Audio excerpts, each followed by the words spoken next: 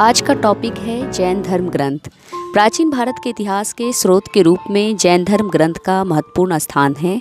अधिकांश ग्रंथ प्राकृतिक भाषा या अर्धमगधी भाषा में लिखा गया है।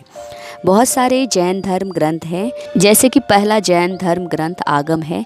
यह जैन धर्म ग्रंथ का प्रथम और सबसे प्राचीन ग्रंथ माना जाता है। इसका शाब्दिक अर्थ सिद्धांत होता है। यह जो है 12 अंग और 12 उपांग में विभाजित किया गया है। अंग का मतलब भाग होता है और उपांग का मतलब उपभाग होता है, जिसे 14 पूर्व के नाम से जाना जाता है। नेक्स्ट जैन धर्म ग्रंथ भगवती सूत्र है। यह जैन धर्म का महत्वपूर्ण ग्रंथ माना जाता है। इसके अंतर्गत 2 बातें याद रखना है जो एग्जाम पॉइंट ऑफ व्यू से बहुत ही इंपॉर्टेंट है। पहली बात कि भगवान महावीर के जीवन चरित्र का वर्णन इसके अंतर्गत किया गया है, और दूसरी बात कि 16 महाजनपद के बारे में उल्लेख किया गया है। नेक्स्ट जैन धर्म ग्रंथ आचरांग सूत्र है। यह भी जैन धर्म का महत्वपूर्ण ग्रंथ माना जाता है। इसके अंतर्गत एक बातें याद रखना है जो एग्जाम पॉइंट ऑफ व्यू से बहुत ही इंपॉर्टेंट है।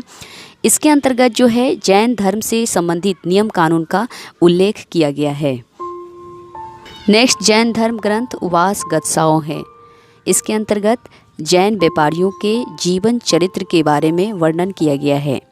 एक इम्पॉर्टेंट क्वेश्चन है, जैन धर्म भारत में सबसे अधिक लोकप्रिय व्यापारी वर्ग में हुआ था। नेक्स्ट जैन धर्म ग्रंथ परिशिष्ट पर्व है। इसके अंतर्गत जो है मौर्य वंश के संस्थापक चंद्रगुप्त मौर्य और उनके धार्मिक गुरु भद्रबाहु, इन दोनों का उल्लेख किया गया है परिशिष्ट पर्व में।